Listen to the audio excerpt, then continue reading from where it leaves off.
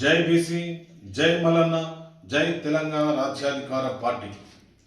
ఒక ఎమ్మెల్సీకి రక్షణ లేని ఈ పాలనలో సామాన్య బీసీ పౌరులకు రక్షణ ఎక్కడ ఉంటుంది?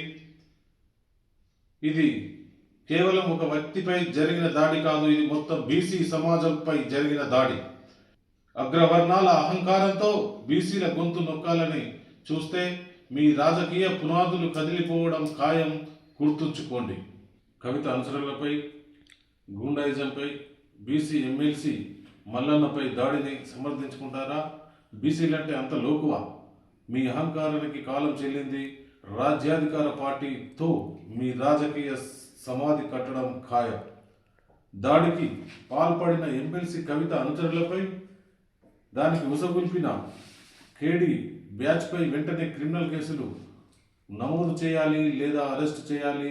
ప్రభుత్వం తక్షణమే స్పందించకపోతే బీసీ సమాజాన్ని ఏకం చేసి రాష్ట్రమంతా ఉద్యమం చేపడతాం. తీన్మార్ మల్లన్నపై హత్యాయత్నం చేశామని బహిరంగంగా ఒప్పుకుంటున్న జాగృతి కేడీ బ్యాచ్ నాయకులు నాడు క్యూనిస్పై ఆఫీస్పై దాడి చేసిన వారిపై ఫిర్యాదు చేసిన రాజ్యాధికార పార్టీ అధినేత మల్లన్న ఆధారాలు ఉన్నప్పటికీ వారిపై చర్యలు తీసుకొని రేవంత్ సర్కార్ మరియు పోలీసులు మేమే హత్యాయత్నం చేశామని తెగించి చెప్తున్న కవిత కేడీ బ్యాచ్ అండ్ నాయకులు అయినా కానీ వారిపై ఇప్పుడు చట్టపరంగా చర్యలు తీసుకొని పోలీసులు ఇప్పటికైనా పోలీసులు వారిపై చట్టరీత్యా చర్యలు తీసుకుంటారో లేదా కవిత దోస్తాంతో వదిలేస్తారో చూడాలి.